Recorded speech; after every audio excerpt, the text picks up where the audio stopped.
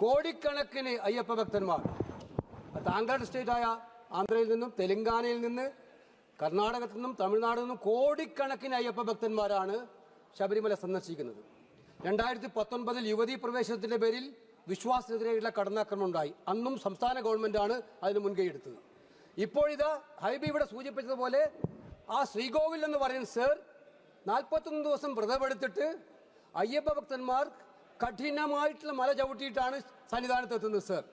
അവിടെ എത്തുമ്പോൾ 30 സെക്കൻഡ് അയ്യപ്പ വിഗ്രഹത്തെ കാണുന്നതിന് വേണ്ടി അതിന് സായുജ്യം അടയുന്നതിന് വേണ്ടിയിട്ടാണ് അയ്യപ്പ ഭക്തന്മാർ ചെല്ലുന്നത് സർ. അവിടെയാണ് സർ അയ്യപ്പന്റെ ശ്രീകോവിലിന് മുമ്പിലുള്ള ധ്വജവും അതുപോലെ തന്നെ പെട്ടളപ്പാളയും എല്ലാ സ്വർണവും ചെമ്പാക്കി മാറ്റി മോഷ്ടിച്ചിരിക്കുന്നത് സർ. ഇത് വൻ കൊള്ളയാണ് സർ. കൊള്ള മാത്രമല്ല സർ, ഇത് വിശ്വാസത്തിനെതിരെയുള്ള കടന്നാക്രമണമാണ് സർ.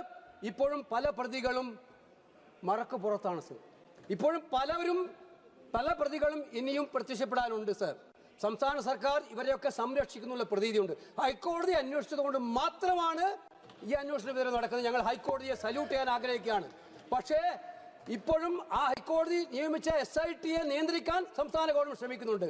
അതുകൊണ്ട് എനിക്ക് പറയാനുള്ളത് സർ, കോർട്ട് മോണിറ്റർ ചെയ്യുന്ന ഒരു ഏജൻസി അന്വേഷിച്ച് യഥാർത്ഥ കുറ്റവാളികളെ മുഴുവൻ പുറത്തു കൊണ്ടുവന്ന് ഈ സ്വർണം തിരിച്ചെടുക്കാനുള്ള അടിയന്തര നടപടി സ്വീകരിക്കണം സർ. വിശ്വാസത്തെ രക്ഷിക്കാൻ നടപടി സ്വീകരിക്കണം സർ.